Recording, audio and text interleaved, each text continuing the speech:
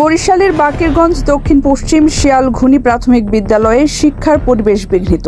বিস্তারিত দেখুন প্রতিনিধি SM নওরোজ-হীরার পাঠানো তথ্য ও ভিডিওতে।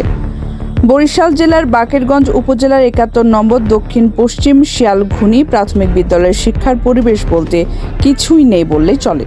বিদ্যালয়টির শিশু শ্রেণী থেকে পঞ্চম শ্রেণী পর্যন্ত কার্যক্রম চালালেও কাগজে কলমে যেখানে ৫১ জন শিক্ষার্থীর নাম রয়েছে, সেখানে সরেজমিনে গিয়ে দেখা গেছে মাত্র ৮ জন শিক্ষার্থী উপস্থিত। বিপরীতে বিদ্যালয়ে আছেন ৬ জন শিক্ষক শিক্ষিকা এবং একজন চতুর্থ শ্রেণীর কর্মচারী। গত মে মাসে ঝড়ে বিদ্যালয়ের সামনে দুটি বড় গাছ উপড়ে যায়। ৪ মাস পার হলেও গাছ সরানো হয়নি, ফলে কোমলমতি শিক্ষার্থীরা মাঠে খেলাধুলা বা স্বাভাবিকভাবে চলাফেরা করতে পারছে না। ক্লাসরুমেও কোনো শিক্ষার্থী দেখা যায়নি, মাত্র ৮ জন শিক্ষার্থী বাইরে খেলাধুলা করছিল আর শিক্ষকরা লাইব্রেরিতে বসে আড্ডায় ব্যস্ত ছিলেন। শিক্ষার্থীদের কাছ থেকে জানা যায় বর্তমানে তৃতীয় শ্রেণীতে ১ জন, চতুর্থ শ্রেণীতে ৪ জন এবং পঞ্চম শ্রেণীতে ৩ জন উপস্থিত রয়েছে। এ বিষয়ে ভারপ্রাপ্ত প্রধান শিক্ষক মাহবুবুর রহমান বলেন, স্কুলে আসার রাস্তা বৃষ্টিতে পানিতে তলিয়ে যায়, এজন্য অনেকে স্কুলে আসতে চায় না। তাছাড়া এলাকায় একই গ্রামে আরও ২টি স্কুল রয়েছে, এই কারণে শিক্ষার্থীর সংখ্যা কম। এছাড়া স্লিপের টাকার বিষয়ে তিনি জানান, উপজেলা প্রাথমিক শিক্ষা কর্মকর্তার নির্দেশনা অনুযায়ী খরচ করতে হয় এবং বর্তমানে টেন্ডারের মাধ্যমে সংস্কারের কাজ চলমান আছে। ধন্যবাদ আপনাদের। আমার স্লিপের বরাদ্দ হয় ২ কিস্তিতে।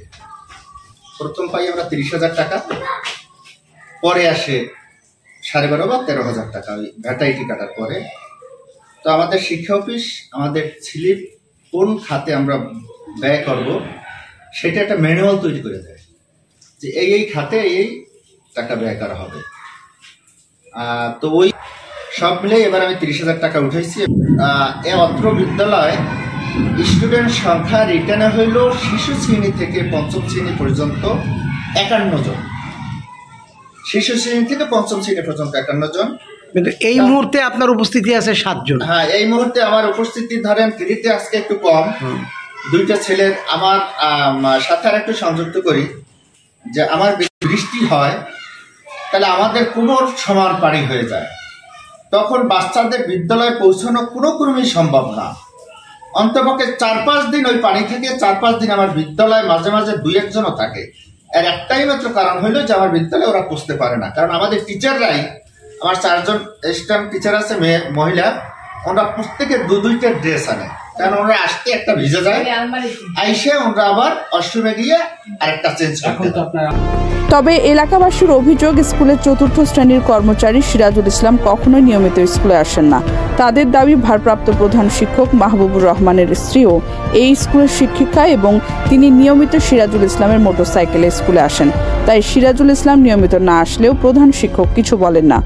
স্কুল চত্বরে গিয়ে দেখা গেছে চারপাশ নোংরা এবং অস্বাস্থ্যকর পরিবেশে লেখাপড়া চলছে। স্থানীয়রা দ্রুত ব্যবস্থা নেওয়ার জন্য সংশ্লিষ্ট কর্তৃপক্ষের হস্তক্ষেপ কামনা করেছেন।